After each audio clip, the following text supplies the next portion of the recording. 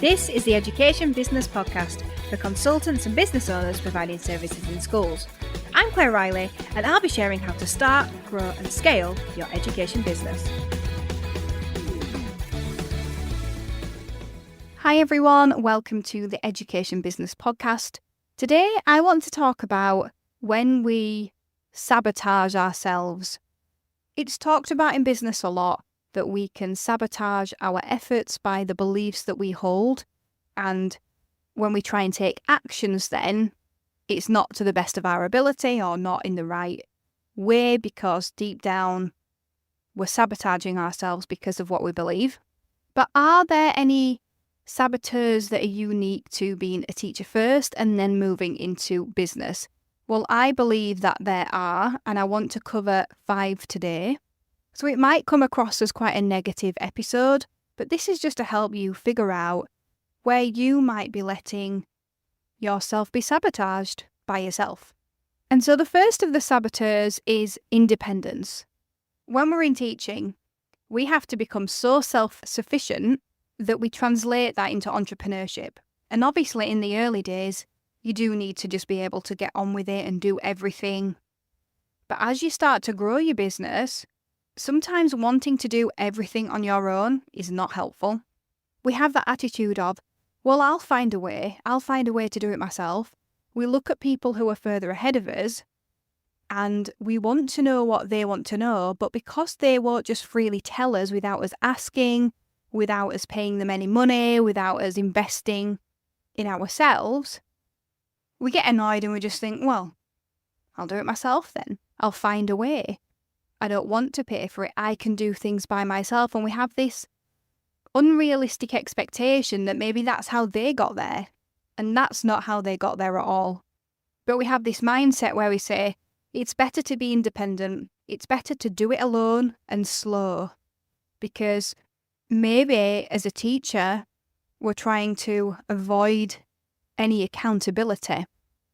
Anyone knowing what we should have got done that we didn't get done, which can obviously stem back from a traumatic time, perhaps in the classroom, unfair expectations, workload pressures that are unrealistic, and all of that kind of thing. And then we can bring all of that mindset then into business. Another thing that's linked to independence is needing everything to be in your control. So perhaps in teaching, you felt like things were out of your control, yet you were held accountable for that. So for me, in secondary teaching, that was definitely the fact I was going to be held accountable for 16-year-olds' grades when they didn't show up to the lesson, no matter what I did. And I used to think, well, that's really unfair that you're going to hold me accountable when they're not taking any responsibility for themselves and they're 16. So we can have this mindset of, well, as long as it's in my control, I'll be okay. But then we don't accept any help, and it's just this cycle of independence that becomes unhelpful. It's not that we don't want to be independent. You probably want 80% independence, but not 100%, because that is not going to help you move forward. And there are other beliefs that are linked to this independence as well, such as we can believe that we can do it better than anybody else, so we don't look to others for help. We decide to be very insular in trying to grow our business, which can be very painstaking and slow. And we can also believe that our clients only want us, that we have built this thing because we've done it in such an independent way, where our clients think we're brilliant, and so they must only want us. We have this self-perception of ourselves, which is a bit overinflated and not in a good way. And so all of these issues linked to independence, they're not going to help us build our business as a business asset. They help us create a job, maybe a job that we love, but they help us create a job. They do not let us transform that job into a business asset that can pay us back in the future, whatever way that works for you, whether it's you're out of the business, you're not in the business as much, you sell the business, you retire. There are so many ways to create freedom, but you have to have the business asset before that point. The second teacher saboteur is imposter syndrome. And again, this is hugely linked to how you feel about yourself, the relationship you have with yourself. That this can really stop us moving forward It can stop us taking bold action because we're scared who is watching. It can stop us working with a mentor or a coach because deep down we believe that maybe they'll steal our ideas or our business information or our business model or our innovations. And to be honest, there's not really that much new out there. So unless you've got some tech company that's creating something that people have never seen before, it's really just not the case. People want to work on something they're passionate about. They want to work on their own ideas. I once had somebody reach out to me telling me that they had a business idea and what did I think of it.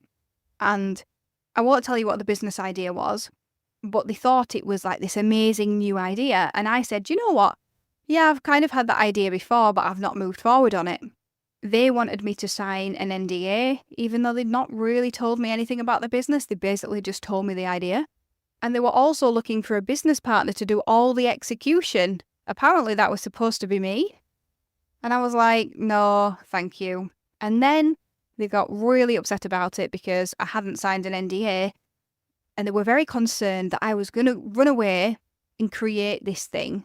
Now, I actually had the team to create that thing, but we were busy doing something we actually wanted to do at that time and didn't have the resources or time. And what I definitely knew from the way that this person acted in quite a childish way is that they didn't have the experience or knowledge to make this a reality.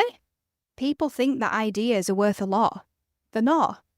Execution of ideas is worth a lot. And that's a really important mindset barrier to break through. Every time I've worked with a new coach, I've worried that they'll find out that I don't know what I'm doing and they'll find out that my business isn't perfect. And every single time, I find out extremely quickly that they were expecting that. And not because I'm who I am, because it's normal, because they've seen it hundreds of times before. And they've experienced it for themselves as well. And so letting imposter syndrome hold you back, big teacher saboteur. Number 3, damage control. So perhaps we've had such a bad experience in school that we're so worried about being judged, maybe by the staff that we were at school with, maybe by parents, maybe by people that you know, maybe by potential competitors in the market, that we just don't act as we should do. We're so focused on damage control that we dare even post on social media or contact schools because we're so worried about what people are going to say about us. Now, obviously, you do need to keep an open mind about your reputation, but we can be so scared because of all the baggage we're bringing from the classroom that we don't take the right kind of action. The 4th teacher saboteur is having a bad relationship with time. It's really common to not put time on the right things. I know when I was in the classroom, I spent a lot more time on creating resources, funnily enough, than I probably should have. But it was what I enjoyed doing. And then I still had all of the extra things to do, writing the reports, marking the books, the actual planning, doing the displays, all the pupil admin. It was all there to do. But I didn't always spend my time doing the right things. And what happens often, and it happened to me, when you leave the classroom, is you have a bad relationship with time. I used to say that teaching had ruined me for any kind of free time because I was addicted to doing something while I'd watch television or listen to something. I always needed to be doing something. And so I poured all of that time into work. And then we leave the classroom, we start a business, we end up working more hours than we did in teaching. And we say, but it's my choice. I chose to do this business. I love this business. And that's why it's okay. Now, I'm not saying it's not okay. Right now, I am definitely doing quite a number of hours because I'm really moving through the things. But what I'm not doing is just spending time working. I am intentionally getting through a lot of stuff. I'm definitely outputting 2 full-time jobs right now because I look at it differently. But there was a time where I would just spend all of my time making resources. And that was important. Obviously, it was because I founded Classroom Secrets, and the resources are the most important part of it. It's the product. But I had no boundaries on my time. all time was available to work. And then I'd get burned out and I didn't understand how to recover from that or how to prevent that. And so this is a big saboteur because we can decide to give up because we think, well, I've created this job for myself. It's only possible in 60 hours and that's not sustainable. But what we don't look at is, well, how do I turn this job that I love or don't love anymore into a business asset? We never made that step. And perhaps you're in this position where you are working 60 hours a week and you've got team members and you're thinking, but Claire, I am turning it into an asset. Well, yes, you are, but you're not there yet. And there's more work to do. It can be done where you turn it into an asset where you're not working all of the hours anymore. But you've got to focus on your boundaries and you've got to be really clear about what you do need to do, what you don't need to do, and training the right team members. And also being clear about how much money needs to be coming in for you to have the people that you need. And the fifth teacher saboteur is having a bad relationship with money. We can be really one-sided when we think about money, and we can have the mindset that we don't want or need anymore, maybe because we've judged those people in the past, particularly being in the teaching profession. And there's always that thing as well in the back of our minds thinking, what will other teachers think of me?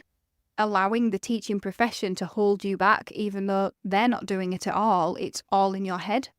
So perhaps there was a saboteur that really resonated with you, something that maybe is more prevalent in your business right now, something that's stopping you from transitioning your business from a job that you love or don't love anymore into your business as an asset. If you could choose one of these to focus on, to chip away at and undo, which one would it be? What do you need to work on this week to unlock the things that are holding you back? If you need more support, then you can find that at Education Business Club. So I'm always talking about the small things and the big things that we need to do, that we need to think about, that we need to fix in order to turn our full-time job into a business asset, something that's going to give us more freedom, more income, and eventually pay us back for the hard work that we've put in. Thank you for listening to the Education Business Podcast. To get more information to grow your business, sign up at educationbusinessclub.co.uk.